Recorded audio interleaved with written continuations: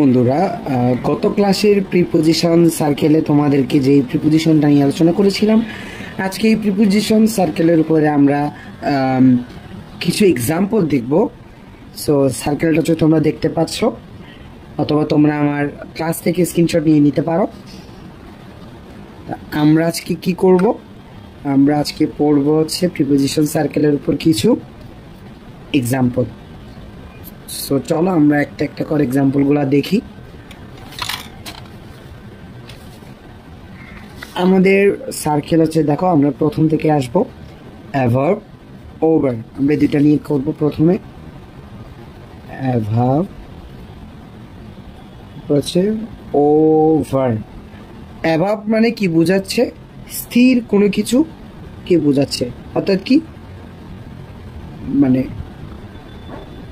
স্থির, হ্যাঁ স্থির। আর ওভার মানে হচ্ছে কি গতিশীল, গতিশীল। তাহলে দেখো, আমরা যখন কোনো কিছু উপরে স্থির বুঝাই, টাচ করে না থেকে উপরে স্থির বুঝাই, তখন আমরা অ্যাভার্ব ইউজ করি। তাহলে যেমন মনে করো, the fan is above my head. তাহলে কি, ফ্যানটি আমার মাথার উপরে।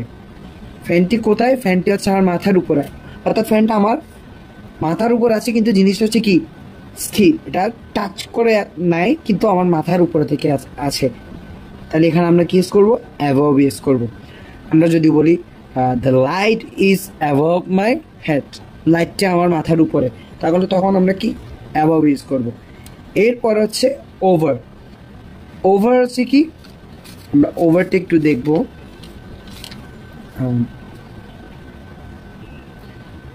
দ্য এরোপ্লেন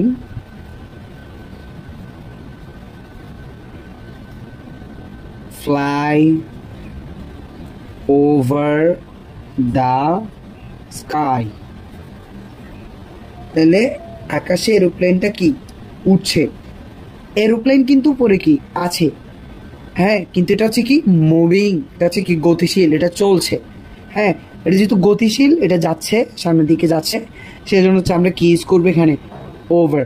ওভার যখন গতিশীল থাকবে তখন ওভার ইউজ করবো, এবং স্থির বস্তুর ক্ষেত্রে আমরা কি অ্যাভার্ব ইউজ করবো। সরি, এটা হচ্ছে বি হবে, স্পেলিং একটু মিস্টেক। সো আশা করছি তোমরা এই এক্সাম্পল দুটো বুঝতে পেরেছো।